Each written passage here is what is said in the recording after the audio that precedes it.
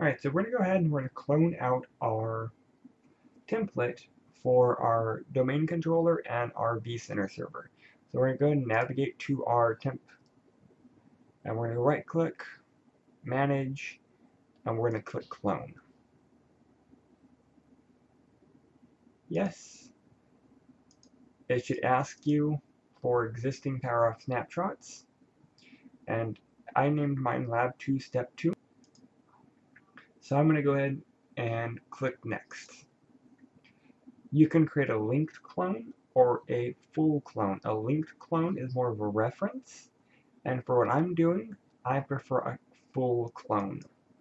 There are justifications for linked clones, but right now I want to keep each of my VMs completely separate, so I will do a full clone. Click next. We're going to name our VM. I'm going to name it DC, and again, save it in the appropriate location. I'm saving it under D drive, VM, VMware. I'm going to make a new folder called Domain Controller, or DC. I'm going to let it sit, and the cloning process should not take very long. Once the cloning is done, I should have a fully configured Server 2012 R2 in just a few seconds, as opposed to having to spend the hours to redo it. And notice it's done. Alright. I'm going to throw that up in my vSphere folder. I'm going to create another template. Snapshot.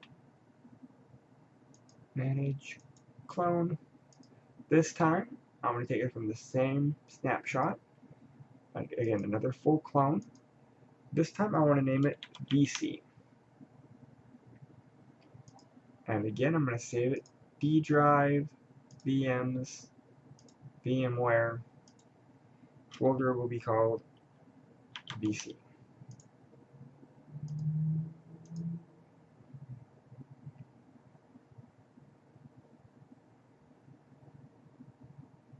Cloning should only take a few seconds.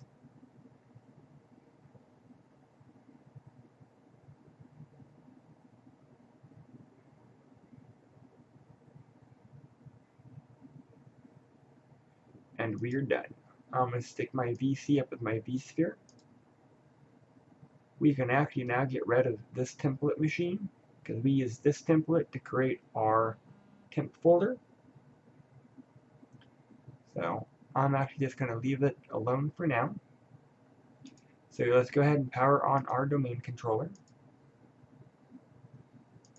4 gigs of RAM should be sufficient for this machine for now. We will go through a mini setup, because again we did do our sysprep. That way we'll get a new user ID, we'll get a new SID. Normally a VMware gives them some really weird names, so yeah. The process shouldn't take very long. There's just a few restarts that have to happen.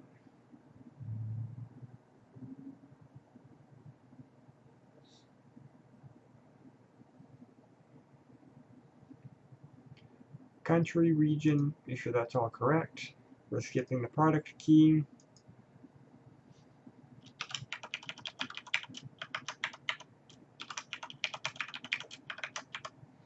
We're using our default password.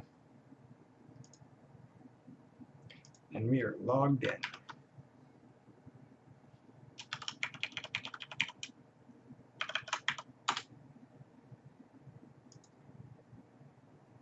The network should be fine. Make sure to turn off enhanced security. Go to local server. Make sure IE enhanced security is turned off. And let's go ahead and add icons.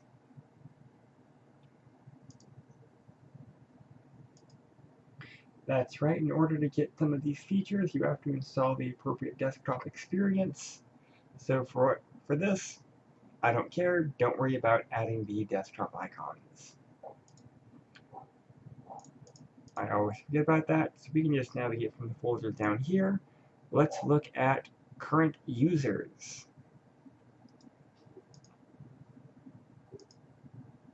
I want to see what users there are, so I'm going to navigate to computer management, local users, and we have the administrator. That's what we want. Alright, and they should be in the administrator group. You're going to notice the name of the server. We want to actually go ahead and change that name. So I'm going to go and click on it. Again, there's different ways to do this. I'm going to put a computer description, which is the domain controller for vita.local domain. The server name I want to be DC.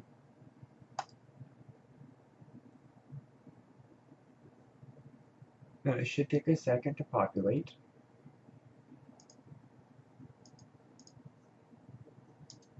Go and restart as necessary. Restarting should only take a few seconds. Log back in. We actually want to configure our NIC. So let's go and right click on our computer, open network sharing. We're going to be configuring Ethernet 0. So let's go ahead and plug in the information that we want. Oh, make sure number lock is turned on. We got 192.168.246. We're going to make this 119. Our gateway here is 2. And our domain, or our DNS, or domain name services, are going to be running on this guy. So we're going to put back its address. We could also do a loopback address, but that's fine for now. Click OK, click OK, click OK. It should disconnect and reconnect in a second. So you may see that it's going to have no internet connection. That's because we have not finished with all the steps yet. We have to make sure to add a role. We have to make sure to add DNS. So we have a few more steps we have to do. Alright, so let's go ahead and set up our Active Directory. We're going to add a role. We're going to click Next on the Before You Begin.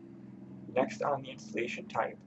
Select our server, which that should be us right here. If it's not the correct IP address, that's okay. It should refresh to be the appropriate one, because we did change it to 19. Server role, we're going to be choosing domain name services. Sorry, we are choosing Active Directory domain services. These will be all of the additional tools. Click on Add Features. Click Next. We're going to go ahead and skip features. We're not going to be selecting any of them. Go ahead and click Next. You should get a ADS type screen. This is going to be things to note. Going to click Next. We should get a confirmation page. Go and click on Install. And sit back and let it do its thing. Alright, it only takes a few seconds to install all of those. Go ahead and click on Close. And you should see a flag notification. Click on the flag and then click on Promote the server to a domain controller. Alright, so we're going to be adding a new forest. We're going to be selecting vita.local as our new domain and clicking Next. Selecting Next. If you get any error messages, a common one should be no administrator password set. You may have to go ahead and go back and select a password for that if you didn't set one. Functional level, all of those. Notice here our DNS. So we didn't add it earlier, it should be there automatically. Go ahead and do our normal password for our DSRM.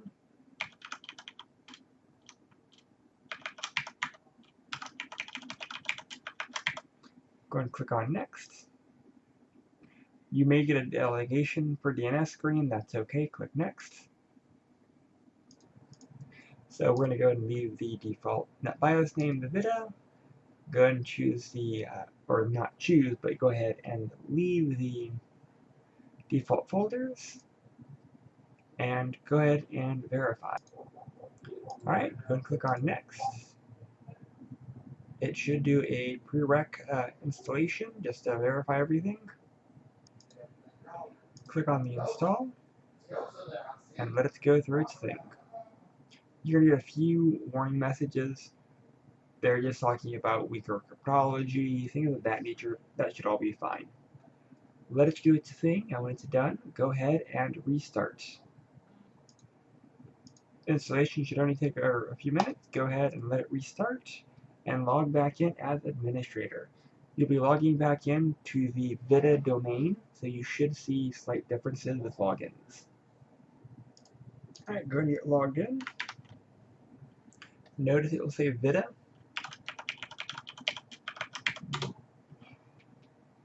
So once we're doing that, we're going to go ahead and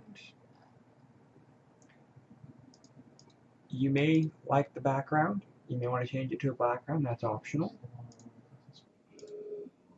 So we're going to go ahead and set up a few things. One of the big things we want to set up is a script that does shutdown. So I'm going to open up Notepad. I'm also going to open up this computer. Windows. System 32. So what I want it to do is I want it to run shutdown -S. I have a habit of fat fingering this. I just copied and pasted it from this computer. Save shutdown.bat. I'm going to save it on the desktop, but I'm going to save as type all files. And there we go. That should, when ran, will shut down the computer. Other things we have to do is let's go ahead and put things like services, DNS, ADUC, and an administrative command prompt on the desktop. So I'm going to go to administrative tools. I want Active Directory users and computers. I want DNS. I want services. And that should be good. Actually, I'm going to do one more thing. I want this administrative command prompt. I'm going to go ahead and I'm going to pin it to my taskbar, so it's down here. Alright, that should be good. Last step in this lab is we need to do a reverse lookup zone. Let's go ahead and open up DNS. Expand out our domain controller. Go to reverse DNS. Notice there are no zones. We're going to add a new zone. We're going to choose next. We're going to select a primary zone. Next. We're going to leave the to all DNS servers running on the domain controller. Next. There'll be an IPv4 lookup. We're going to select next. Enter the appropriate network ID, 192.168.246. You'll notice the fourth octet is blocked out. That's okay. Select next. Go and only allow secure dynamic update. And that should be fine. Go ahead and finish it. Only last thing we have to do is add 2 A records to it. So in the forward lookup zone, go ahead and open up the forward lookup zone. We're going to add a new A record, and we're going to call it ESXi1. The address should be 192.168.246.21. Create a associated pointer record, and go ahead and make sure it is all there. Once all that information is verified, add hosts. Do the same thing for ESXi2. Add hosts. And we are almost done. Oh, if it's not ESXi1 and ESXi2, go ahead and edit them. If it doesn't let you edit it, that's okay. Delete it and re-add it.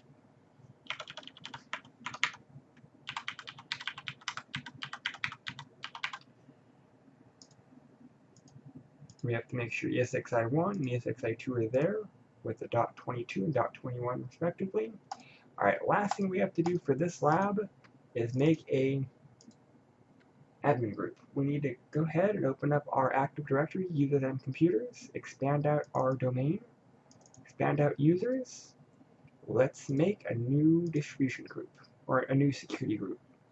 We're going to call it ESXi admin. It has to be a security group. And make sure to add yourself to it. We are logging in as the administrator. And that should be it. Click OK. OK. And this is the end of this lab. Thank you.